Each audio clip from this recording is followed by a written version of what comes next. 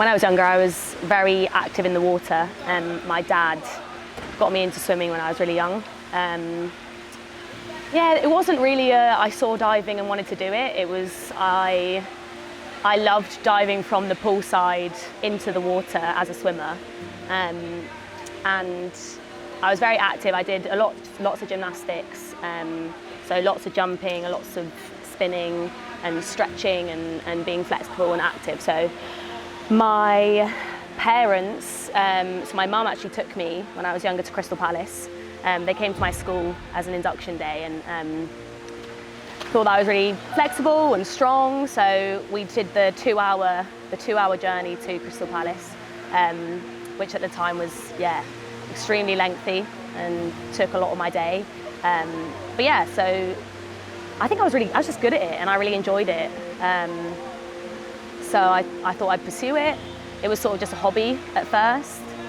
And I think when I got to be a teenager, it sort of became a little bit more of a career and much more of a pathway for myself. So yeah, I think I wasn't always destined. It was just, it kind of just fell into my lap and I enjoyed it and pursued it that way.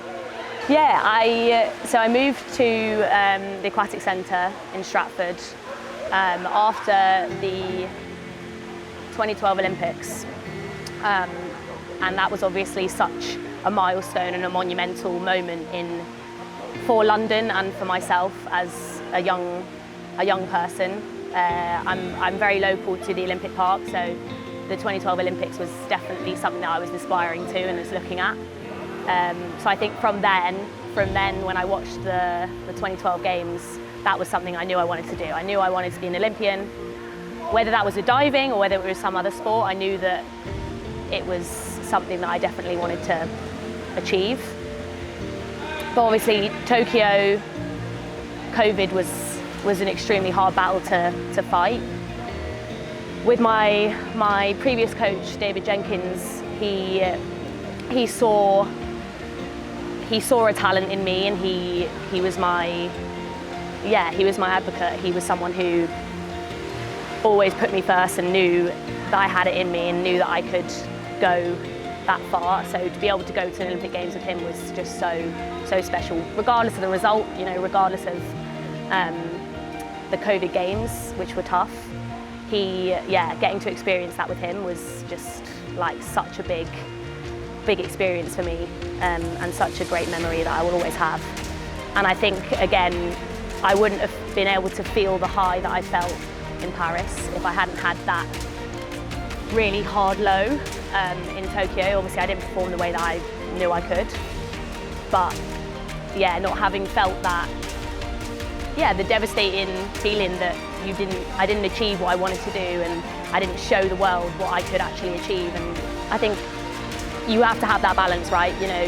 The low that I felt in Tokyo was extremely hard to picking myself up again, and Dave being a big person in that, he picked me up sort of after Tokyo. I didn't really have a break. I sort of went straight into the next cycle, and he always told me that I was a Paris baby, and he knew that that was the Olympics. I was destined to achieve my biggest dreams. And yeah, when he passed, it was obviously a big knock. Confidence, whether I wanted to dive, I had to basically figure out what diving meant to me and why I was doing it, and not just sort of coming in and just getting on with it. I had a big reshuffle of what my mental game. I went into therapy for a really long time, and I think it was the best thing that I could have done for my career and for myself as a person. So when he passed, it was obviously it was very traumatic, and he was a big part of my diving and why I came to this centre and why I was in the sport. So I made a big decision to sort of take a break, and I came back, and it was not a straight road up. It was definitely really hard. My current coach now, Alex, he saw a lot of the struggles. He was battling it with me, but we clashed, and but that made our relationship much stronger. So now we have a relationship that's that's very, very close-knit now. But yeah, and you know, going into my relationship with Jane, my first female coach, I'd never experienced that before, and she was great. She motivated me. She brought back the passion again, and that's something that I will be very, very grateful for her for doing. Yeah, but I think you know, she made you very accountable for you as an athlete, and for that, like the actions that you came to training, you had a vision and you had your goal set on something. And so yeah, I think she really shaped that time in my life that was I've really struggled with, and yeah, helped me to obviously achieve that dream in the end.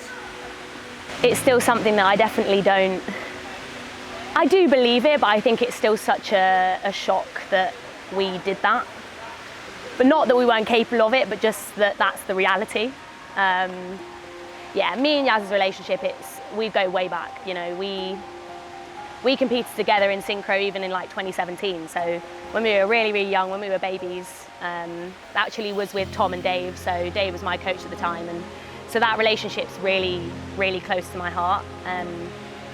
Yeah, and you know, like I said before, it was not a straight road. It was definitely bumpy, and obviously not far off the Olympics. I obviously got a back fracture, so having to battle that, and I wouldn't have been able to do that without the support system. And I couldn't have really asked her to do anything else. I think she stayed very level-headed. She obviously still had individual, but we knew that the medal was still in reach. I think that's something. It was definitely a mental game after we found out that I'd injured myself that close to the games.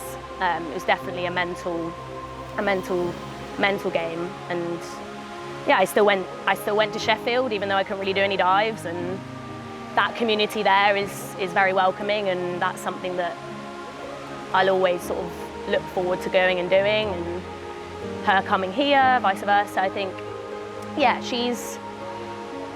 we've built that relationship now. I think that's something that's not even in question anymore, even if it is just the nails, or you know, just down to the matching sports bras, or you know, like we know that we have our routine now, and we sort of know that there's not much else to do in that relationship. It's very much, it's built and it's bonded. This is actually the first time I'm going to compete and train in Birmingham, so yeah, I'm actually really excited. I think I haven't competed at the Nationals for a while. I've been either injured or I've taken some time away from my mental health. So I'm really looking forward to it. I think I'm only doing synchro, which is on the last day. So it gives me plenty of time to prep and plenty of time to sort of get used to the boards and stuff. But yeah, so obviously hoping we'll get selected for World Champs in Singapore. Again, I'll only be doing synchro. I'm taking a break from individual this year, just to give my mental well-being a little bit more of a break, and to ease myself into the sport a little bit. I took a little bit of time out of after Paris, so mentally and physically just giving myself a bit more time. But yeah, I'm really looking forward to it. I think the world stage is quite exciting at the moment. I think we obviously had the World Cup tour over the last couple of months, and that was it was brutal, it was grueling, it was 2 weeks on the trot is tough, but yeah, we got some nice results. I think, you know, we're gunning for a medal, we're gunning to keep that reputation up, and we know we can. I think it's very results based for us, obviously not necessarily a medal, but in the score that we get, we're definitely gunning for the 300s. We got it obviously at the Olympics, but we still haven't broken that since. Yeah, and just working on our timing, and the individual, like the internal goals rather than what we're showing to everyone else. I think I'm working with a different coach. You know, like we're trying to work as a team a little bit more, and just seeing what we can achieve throughout these next, you know, it's a 4-year cycle, it's long. So we're trying to pace ourselves, but also get some nice results in the meantime. So yeah, it was really not ideal at all. I was obviously my expectations of the games was that I was going to go for synchro and I was going to try and go for individual. And yeah, it's not what you want to hear. At the end of the day, it was a phone call. It wasn't even a face-to-face. We were in China, yeah, sort of leading up. It was the super final of the World Cup tour, and yeah, I just lost like all power in my legs, and sort of, yeah, just the function of my body just disappeared. I wasn't even necessarily in that much pain. I was just completely stopped from doing anything. At the time, didn't get a scan or anything, but I came back and I started to feel better, and then I got that, yeah, the dreaded call after I'd had the scan, and they basically said that I had like, yeah, it was a partial fracture, but obviously in your spine, it affects the whole body. So it's not just something that I can brush off and put to the side, which is what I usually would do. So yeah, it was, I think when I found out, I was on the phone for the whole day to numerous people. You know, I had a phone call with Yaz, I had a phone call with Tom, Alex and Jane, and everybody came to my rescue. The support was crazy. I had maybe about that much doubt in the first day, and then the rest of it, I knew that I couldn't let that affect. So yeah, it was just an onwards and upwards situation. I didn't have time to let myself have a moment of weakness and doubt. So it was I played by the rules. I knew that I had a very, very short window. So we did everything in our power to make it happen. We knew the medal was still on the table. We knew that that was the goal, and that was not going to change. We weren't going to change that for anything. So yeah, I was just probably the most disciplined I've ever been, and actually I've learned a lot from it. I've learned very, very important things from it. So I think patience was something I really struggled with, and I think it really, really tested that. Yeah, I really struggle with sort of being limited and not being able to push my body to the limit, and this was a very significant amount of time right before a very significant competition where I couldn't push myself to my full potential, and it was really, really hard. Mentally, it was harder than physically. Physically, I knew that I could get back into the shape. I knew that mentally was going to be where I struggled. You know, I lent on everyone I could. I lent on the psych. Me and Gareth worked so close together, and my physio, to make it happen. And basically, I got to the games, and I sort of started that process of getting my optionals back and being ready for Paris. And I wasn't in pain. I didn't need an injection, which I think they thought that I would. So it basically was best case scenario. At the games, I'm pretty sure I still had a bit of a line. I had a scan sort of as soon as I came back from Paris. After we'd celebrated and had an amazing time, I came back and I still had a little line, but it basically fully healed. But at the games, I think it was still a tentative, could go one way, could go the other. But again, I think during my competition and sort of the couple of days leading up to it, I had to completely push it out of my mind. It was something that I had to almost forget about. So after I competed, I'd come down from the adrenaline, and like we had all these interviews and things, and I was sort of like, yeah, I had a back fracture, you know, like 3 months before, and everyone was sort of like, whoa, wow, that's insane. But also for me, it was just like, oh, all right, okay, well, you know, we got on with it, we did it, and we are where we are. So I think it's obviously something that helped me learn a lot now, but I think at the time it was just something I had to get on with, and yeah.